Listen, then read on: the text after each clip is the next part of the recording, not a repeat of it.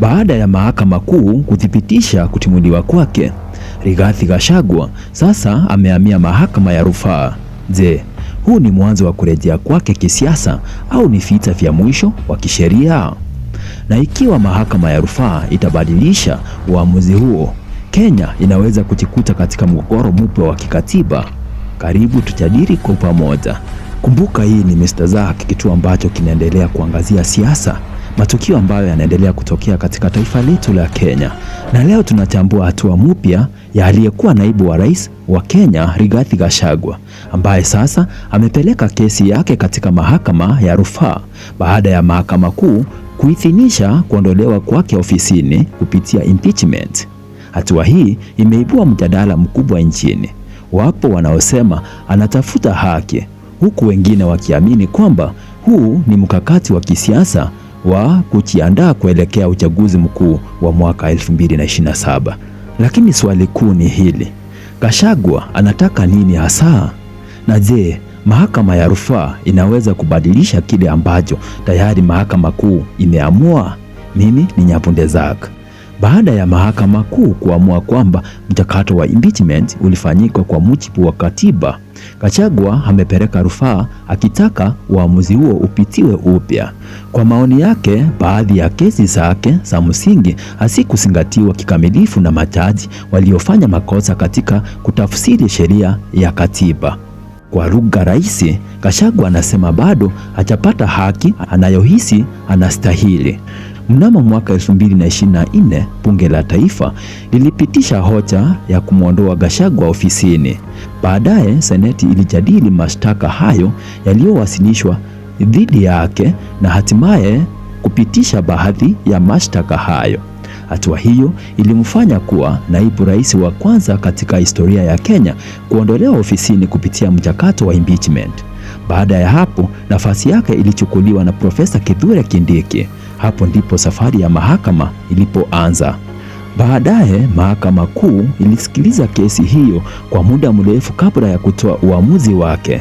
Majaji waliokubaliana kwamba bunge la taifa lilifuata sheria, seneti ilifuata taratibu zinazotakiwa na Gachagua alipewa nafasi ya kujitetea.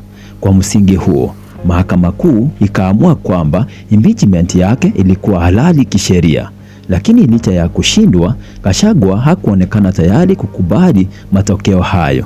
Ndiyo maana sasa amehamia mahakama ya rufaa. Sasa Gachagua anataka nini haswa? Wachambuzi wengi wa siasa wanaona kwamba kuna sababu kadhaa zinazoweza kuwa nyuma ya hatua hiyo. Sababu ya kwanza ni kusafisha jina lake kisiasa. Iwapo mahakama ya rufaa itakubaliana naye, ataweza kusema kuwa hakutendewa haki na kwamba kuondolewa kwake kulikuwa na kasoro za kisheria. Sababu ya pili ni kuendelea kubaki kwenye ulingo wa kisiasa. Kwa sasa Gachagua ameonekana kuwa mmoja wa viongozi wakuu wanaoikosoa serikali ya Rais William Ruto. Kesi hii inampa nafasi ya kuendelea kuwa kwenye vichwa vya habari na kuimarisha ushawishi wake hasa katika eneo la Mlima Kenya. Sababu ya tatu ni kujiandaa kwa hatua zinazofuata.